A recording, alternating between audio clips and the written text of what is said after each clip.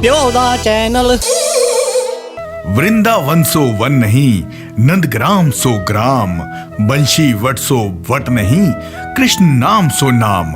जय जय श्री राधा कृष्ण भगवान की जय। हमारी वृंदावन यात्रा, यहाँ पर हमें किस किस चीज का अनुभव नहीं हुआ, ये हम ना तो अपने इस वीडियो के राही, ना अपनी जुबान के राही हम आपको बयां कर सकते हैं। बस यूं कह लीजिए कि जो हमने अनुभव किया वो आपको अनुभव करने के लिए स्वयं खुद श्री वृंदावन धाम चल कर आना पड़ेगा। तो सबसे पहले सुबह सुबह हम पहुंचे श्री राधा रमन जी के दर्शन के लिए। जी हाँ, राधा रमन, वह जो राधा रानी में रमन करता हो, यानी श्री कृष्ण और राधा रानी एक साथ एक ही रूप में जहां दर्शन देते हैं वो है राधा रमन। तो अगर आपने राधा रमन जी के दर्शन कर लिए तो समझो सभी के दर्शन कर लिए। श्री राधा रमन लाल जी स्वयंभू हैं, किसी शिल्पकार या मतलब किसी ने उसे तराशा नहीं है। श्री गोपाल भट्ट स्वामी जी के पास 12 शालिग्राम थे, उनमें से जो दामोदर शालिग्राम थे शिला, उनमें से प्रकट हुए थे हमारे श्री राधा रमन जी। और श्री राधा रमन जी सबसे छोटे प्यारे से हमारे लल्ला हैं। 12 उंगल यानी 12 उंगली के बराबर उनकी हाइट है।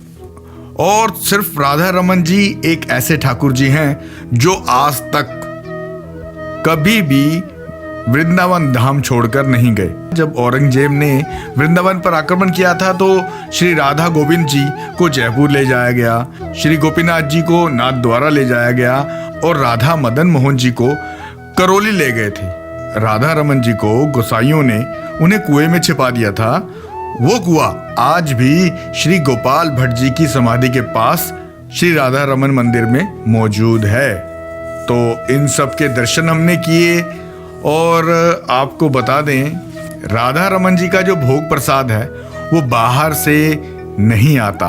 श्री गोपाल भट्ट स्वामी जी द्वारा जो मंत्रों उच्चारण द्वारा अग्नि प्रज्वलित की थी, वो अग्नि अभी तक जल रही है, कंटिन्यू है। और उसी से रसोई में या पूजा अर्चना के लिए जहाँ भी आग का इस्तेमाल होता है वो उसी ज्योति से होता है। और राधा रमन जी को आलू, गाजर, गोभी, हींग, लाल मिर्च का इस्तेमाल नहीं किया जाता जो भोग लगता है। और यहाँ का सबसे स्पेशल जो भोग है वो है कुलिया का प्रसाद। आहा हा हा, कुलिया का प्रसाद एक छोटा सा कुल्हड़ होता है, मतलब बहुत छोटा, और उसमें जैसे खोआ होता है ना वैसा होता है।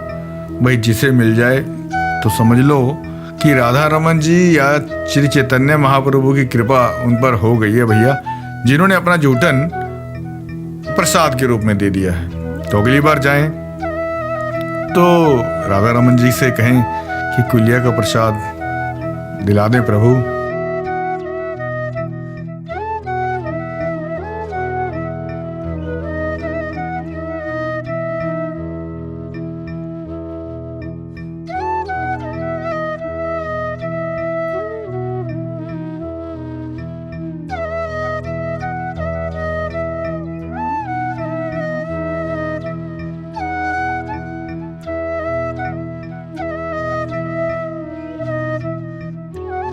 जिस देश में, जिस भेष में, जिस आवेश में रहो, राधा रमण राधा रमण राधा रमण कहो।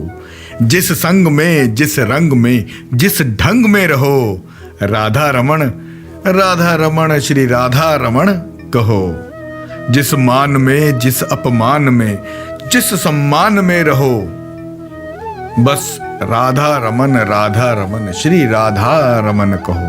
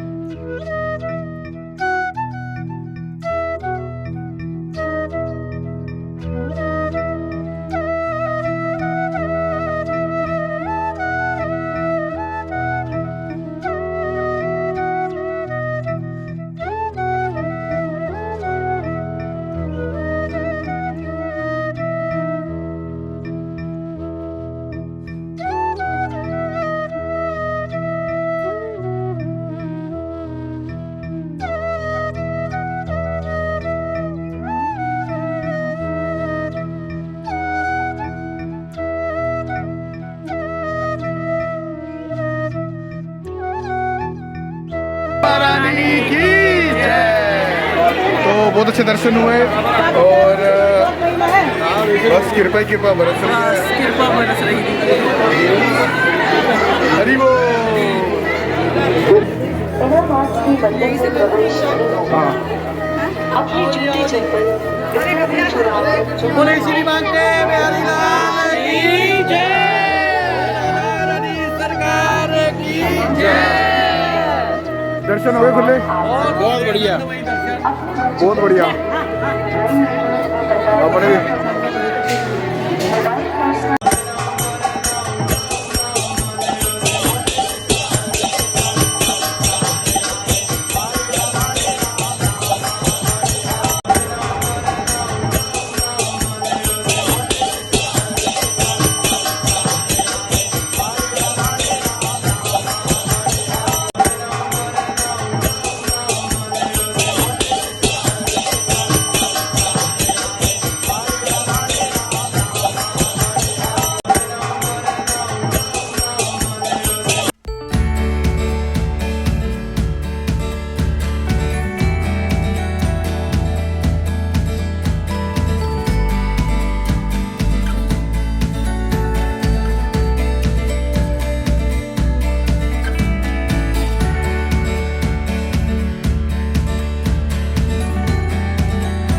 तो वृंदावन में दर्शन करने के बाद हमने थोड़ा सा लोकल चुस्की का मजा लिया और लंच करने के बाद इतनी भागा दौड़ी थी, मतलब क्योंकि कार्तिक मास और भक्तों का जो सैलाब था वो परिक्रमा मार्ग पर देखते ही बन रहा था।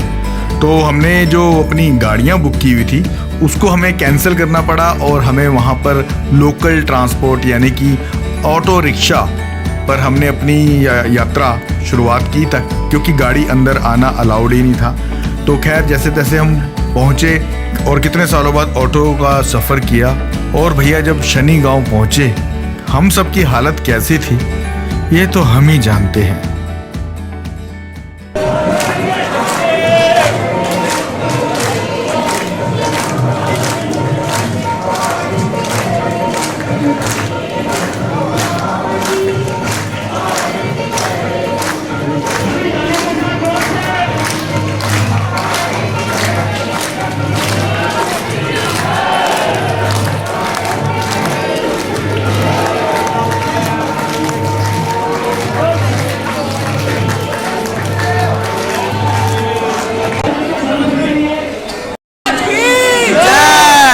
बोला शनिदेव भगवान की, बोले शनिदेव भगवान की जय। खैर शनिदेव के दर्शन करने के बाद हमारा सफ़र ऑटो पर ही चलता रहा, क्योंकि सर्दियों का मौसम शुरू हो गया है, दिन छोटे हो गए थे तो अंधेरा भी हो गया है। और सबसे पहले हमें बस ये था कि राधा रानी के दर्शन कर लें फटाफट, बरसाने पहुंच जाएं। बरसाना बहुत ज़्यादा दूर नहीं था। रास्ते में जो कीर्ति मंदिर था वहाँ पर भी हमने दर्शन किए और जल्द से जल्द राधा रानी के दर्शन के लिए पहुँचे।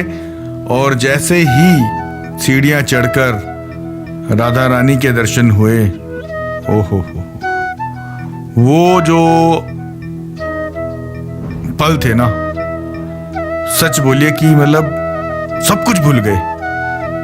मतलब इतना कुछ भूल गए कि हम कुछ रिकॉर्ड ही नहीं कर पाए, या कहिए कि राधा रानी की आज्ञा ही नहीं थी कि वहाँ हम कुछ रिकॉर्ड कर पाते और आपको दिखा पाते।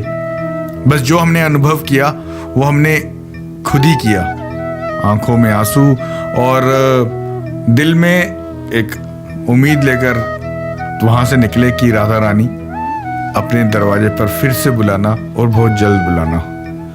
इसके बाद दान घाटी से हमने गिरिराज जी की परिक्रमा शुरू की। हाँ, क्योंकि बच्चे भी थे साथ में और बुजुर्ग भी थे, तो हमने ऑटो पर ही अपनी परिक्रमा की। मुखारबिंद पर माथा टेका, रास्ते में जो जो मंदिर आए वो दर्शन करते करते हम वृंदावन पहुंचे। मन तो नहीं कर रहा था लेकिन आना तो जरूरी था फिर से वृंदावन धाम यात्रा करने के लिए। तो कैसा रहा आपका अनुभव? अगर आपने भी श्री वृंदावन धाम की यात्रा इस कार्तिक मास में की है, प्लीज कमेंट बॉक्स में जरूर लिखिएगा। और आगे कौन कौन सी यात्राएं होती रहेंगी ये जानने के लिए आपको बेल आइकॉन को तो प्रेस करना ही पड़ेगा। और हाँ, अगर अभी तक आपने सब्सक्राइब नहीं किया है हमारा चैनल तो प्लीज सब्सक्राइब कीजिएगा, लाइक कीजिएगा, शेयर कीजिएगा और कमेंट बॉक्स में एक बार पूरे मन से बोल दीजिएगा, लिख दीजिएगा, जय जय श्री राधे श्याम। सबको मिले श्री वृंदावन धाम।